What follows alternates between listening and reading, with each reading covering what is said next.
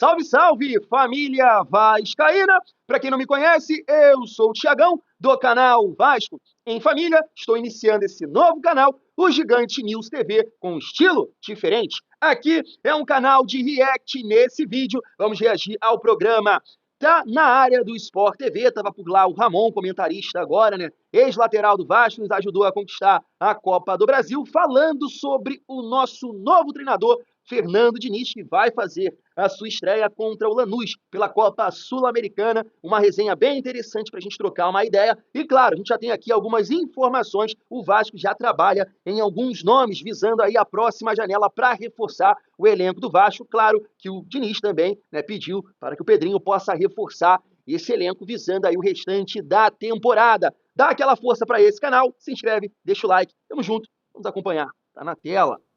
Eu acho que o Diniz é um técnico que vai organizar esse time. Eu acho que vai dar confiança, vai dar atitude, que é o principal, que é o que esse time precisa. Agora, se vai dar certo ou não, não tem como a gente prever aqui, cravar uma coisa. Enfim, eu achava que o Carille daria certo. Pelas questões defensivas, por tudo que ele mostrou, né? Pelo elenco curto que o Vasco tem, não deu certo. Vem o Diniz, sai de uma ideia, vai para uma outra, que é normal, quando essa daqui não dá certo, você vai do 0 para o 100.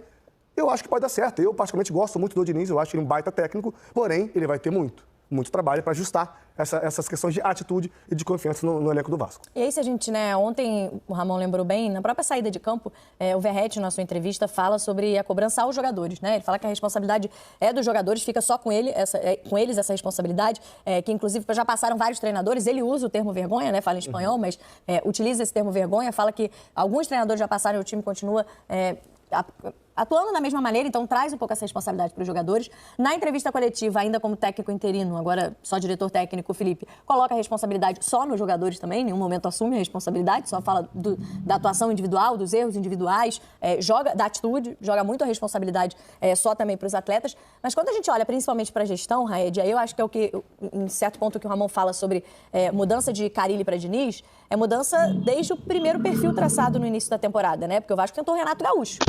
O Renato Gaúcho foi o primeiro a dizer não. Claro que tem as condições financeiras, outros problemas que o Vasco tem também. Mas aí você muda totalmente e traz o Fábio Carille. Aí agora você muda totalmente de novo e vai lá no Diniz, que sempre foi um sonho dessa diretoria. E principalmente, esse elenco já deixou muito claro, pelo menos até aqui, que não é um elenco para brigar entre os 8, como o presidente disse publicamente. E mais do que isso, vindo de 2 janelas em que o time não consegue se reforçar à altura das competições que tem para disputar, né? Ontem ficou muito claro, porque até com o perdão da expressão, mas em 2 lances até meio patéticos, né? Porque a gente está falando de jogadores profissionais, enfim, que estão acostumados a diversas realidades, mas com escorregões, né? Com quedas ali no meio da jogada, enfim. E aí são 2 lances consecutivos, assim, de erros de saída de bola, que é um ponto que a gente sabe que é algo que o Diniz certamente vai trazer, porque é um trabalho muito particular e que não vai mudar suas características. Ninguém imagina o Diniz chegando no momento da Vasco e falando, não, a gente vai fazer outro tipo de saída, uma saída com bola longa. Não é um Diniz que vai trabalhar a saída de bola. Nesse ponto aí, principalmente nessas 2 últimas partidas onde esses erros ficaram muito evidentes, Guerra, já havia uma preocupação em ser uma transição para o trabalho do Diniz, embora não tenha funcionado até aqui? Olha, a gente não tem essa informação, mas o que a gente sabe é que desde o momento que o Carille foi demitido, o Pedrinho já entrou em contato com o Fernando Diniz e era o plano A sem uma outra alternativa. Então, a gente pode pensar justamente que houve já um planejamento em relação ao que seria feito a partir do momento que houvesse um acerto entre as partes. Mas a gente até pegando essa questão de erros individuais e as falhas que a gente tem falado, principalmente na saída de bola, o recorte, se a gente pegar um pouco maior do que esses últimos 2 jogos, ele já se fez presente durante toda a temporada do Vasco. Eu não tenho o número certo aqui, mas conversando com o pessoal lá do Gato Mestre, que faz parte do grupo de dados, de estatísticas aqui do Grupo Globo, a gente estava vendo como o Vasco, ele tomou gols a partir de falhas individuais. Ele é o time da Série A que mais sofreu gols na temporada a partir de falhas individuais. Eles têm um critério muito específico para tratar o que é falha individual e o que gera um gol a partir de falha, mas esses gols de ontem com certeza vão estar na conta. Então o Diniz, nesse momento que ele entra, ele vai ter justamente essa dificuldade para tentar ajustar essa saída de bola, a forma como o time se porta no sistema defensivo e como ele sai da composição defensiva até a fase ofensiva. Camila, rapidinho. Desculpa, gente. Existe uma questão do treinamento do futebol que os jogadores, para realizar determinadas ações, eles precisam ter essa ação automatizada dentro deles. Não adianta apenas você falar assim, Ramon, vai lá, você vai fazer a saída de 3 e aí você vai carregar a bola até a linha de meio de campo e vai achar o melhor passe. Ele precisa de movimentos coordenados de todos os outros companheiros para que você, e isso aí é movimentos automatizados, Concordo plenamente. você consiga fazer isso sem... Do outro lado tem o adversário. O adversário está tentando também fazer gol. Então, eu acho que tem um ponto aí que é bem crucial na questão dos erros individuais dos jogadores do Vasco, que nesse período da temporada, e a gente está vendo diversos clubes sofrendo com isso, é jogo atrás de jogo, você não tem tempo de recuperação, você não tem tempo de treinamento, você tem que se dedicar no outro jogo logo em seguida. E por muitas vezes, esses movimentos que deveriam ser muito bem treinados para que o time conseguisse fazer, eles não conseguem executar. Sim. E aí entra nessa conta. Eu concordo muito também com o que o Ramon falou em relação ao Hugo, que pode ser, de repente, um jogador para fazer isso. E a gente, por 2 erros, já determina que esse não é o jogador da saída de bola. Pode ser assim. É muito em cima do treinamento que vai ser feito. A gente estava até discutindo aqui, né, nos bastidores, o que já dá para imaginar como vai ser o time com o Diniz. A gente estava tentando fazer esse exercício aqui. Claro que é só um exercício pelo que a gente já conhece do Diniz. Por exemplo, ele volta a trabalhar com o Tietê, que embora tenha sido ali, né, pivô de muitos memes, por conta da discussão. Isso é normal na boa. Além de tudo, exatamente. Além do que ficou público ali depois, né, o perninha mascaradinho virou meme. No São Paulo, né? No São Paulo, mas enfim, eles se reencontram. Agora no Vasco, imagino também que essa questão extracampo ali, como ficou a relação dos dois, já esteja muito bem alinhada. Mas o Tietchan é um jogador, por exemplo, com características que a gente sabe que o Diniz gosta. Talvez seja um jogador importante para ele. Como que vai funcionar a dupla de zaga? Se ele vai manter hoje os titulares que o Vasco tem? Tem o Ramos, que foi uma contratação para voltar, ainda está machucado, né? Depois você pode até atualizar. Qual é a situação dele? Maurício Lemos, perdão. Maurício Lemos, ele tá com uma fratura na costela, no 12º arco costal aqui da esquerda, e é uma lesão muito chata justamente porque não tem como você imobilizar essa parte do corpo. Então, é um processo de calcificação natural. Então, qualquer movimento ele já sente algumas coisas, assim, ele não tem uma previsão de volta por enquanto, ele já está, creio que há 8 jogos sem estar relacionado, se eu não me engano, é um número desse, 7 ou 8, mas ainda não há uma previsão e o Vasco também não divulga prazo de retorno de nenhum dos atletas. Eu tive uma fratura dessa. Eu tive também, é por isso que eu estou falando. Quanto tempo vocês ficaram fora? Do futebol? 43 anos. É sério, a vida inteira. Eu fiquei 4 meses fora agora, por causa dessa lesão. Exatamente a mesma coisa. Então, assim, é algo que precisa de um cuidado, mas enfim, não é um jogador, o Maurício Lemos não tem as características de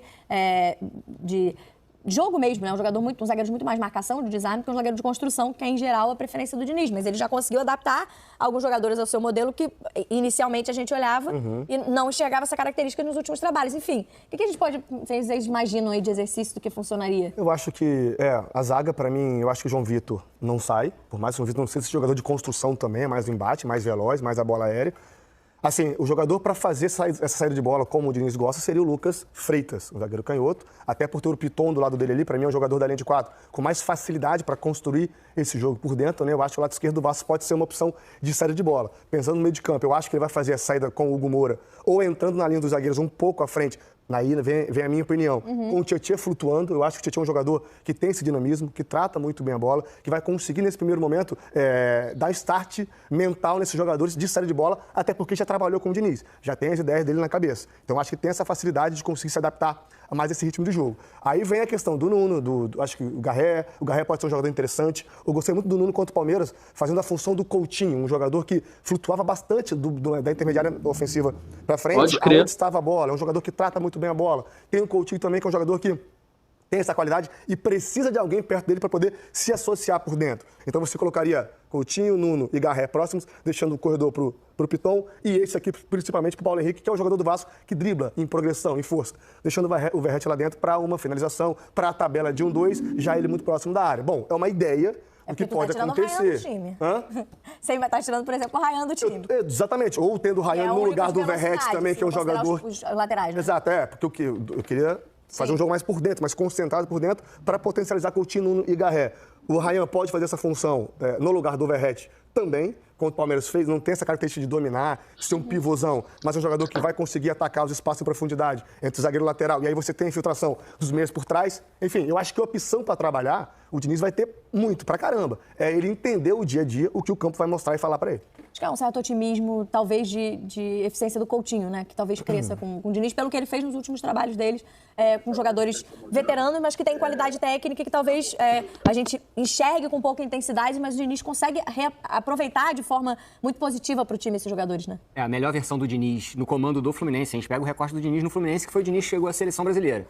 Era um time que aproveitava muito, ele baseava o time a partir da referência técnica dos jogadores e não das virtudes, outras virtudes como velocidade, potência muscular. Então era um time que se agrupava muito pelo corredor do lado esquerdo para fazer a saída de bola.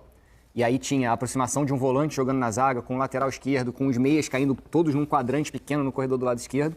Quando conseguia superioridade numérica e conseguia avançar, passando pelas defesas, pelas linhas de marcação do adversário, e aí ele invertia o jogo e pegava um contra um do outro lado do campo. Então eu imagino o Vasco aproximando todo mundo pelo corredor do lado esquerdo, não imagino o Piton chegando toda hora para fazer cruzamento pro Verratti, e eu imagino, ao contrário do Ramon, um jogador de velocidade pelo lado direito para tentar pegar esse 1 contra 1. E aí eu acho que o Ryan Vitor ele tem uma possibilidade muito grande de continuar como titular desse time. E óbvio, né, a referência técnica dos jogadores que vão, para mim, que vai pautar a decisão do Diniz sobre quem vai ser titular ou não. E os primeiros jogos podem dar certo recorte sobre isso, mas não vai bater o martelo. O Diniz, ele conhece alguns jogadores, vai botar alguns jogadores como titular, imagina alguns jogadores na titularidade, mas pode ser que ali na rotina de treinamento outros surpreendam e entendam melhor o sistema de jogo do Diniz do que os jogadores que ele escolheu logo de cara. Rapidinho pra gente se despedir, João, já estreia contra o Vitória? Qual é a expectativa? Não, ainda não, né? A gente já tem informação, ele não estreia contra o Vitória, ele estreia contra o Lanús na terça-feira. Ele começa o trabalho dele no domingo, o jogo do Vitória agora é no sábado. No domingo ele começa o treinamento com a delegação e tudo mais, e já viaja com o grupo para a Argentina e estreia lá contra o Lanús, um jogo bem difícil. Muito difícil.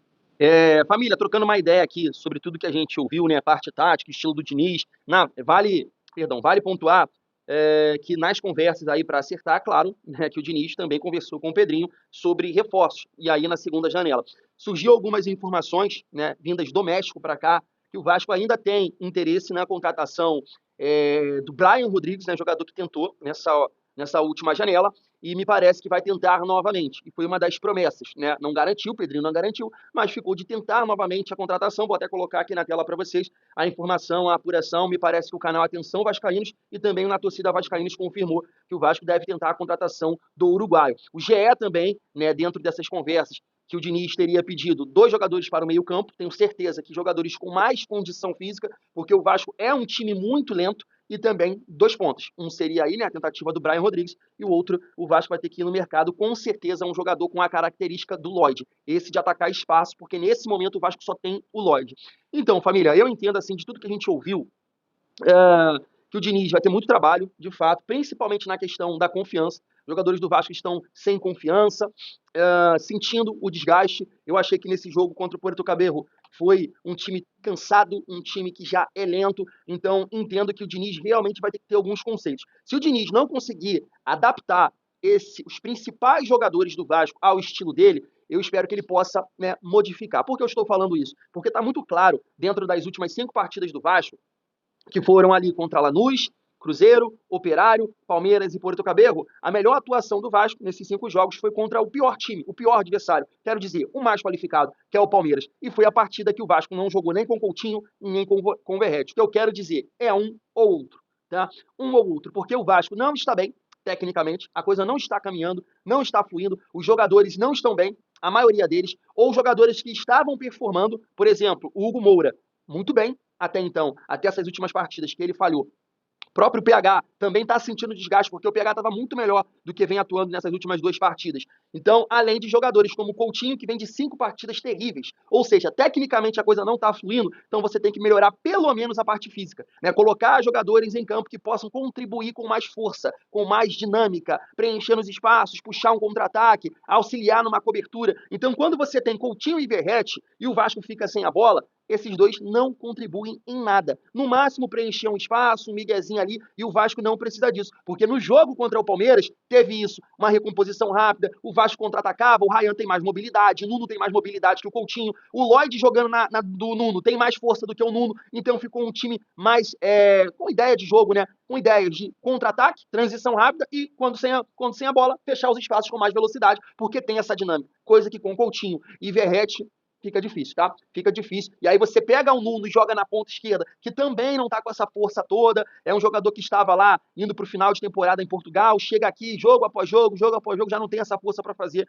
o ir e vir. Então, entendo que o Felipe já tem que ajustar isso para o jogo contra o Vitória, e o Diniz, né, se não conseguir adaptar o estilo, potencializar Coutinho e Verratti, o Vasco com a bola, vai ter que ter esse entendimento, porque sem a bola, Coutinho e Verratti estão com muita dificuldade de contribuir, tanto na marcação quanto num contra-ataque. Não tem essa possibilidade com os 2 e é bom observar isso aí. Fora isso, família, eu entendo que o Vasco tem condições de entregar um pouco mais, nada que possa levar a gente para o topo, que faça o Vasco ser favorito de alguma coisa. Não é esse papo. Mas fazer um campeonato brasileiro mais tranquilo e, claro, né, a ideia é que no meio do ano onde vai ter a janela e a parada para o Mundial, o Vasco possa se reforçar, trazer jogadores de impacto, como foi o Nuno, por exemplo, e, claro, aproveitar essa parada, treinar e se adaptar ao estilo do Diniz para que o Vasco possa melhorar dentro de campo. E no jogo contra o Vitória, né, seria importante buscar um resultado positivo, até um empate, tá?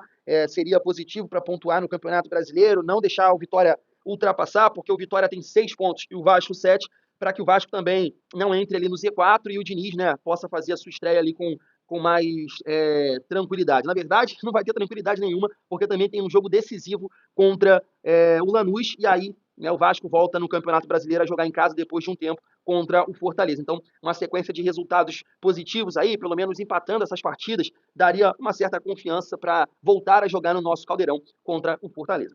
Se chegou até aqui, se inscreve, deixa o like, tamo junto.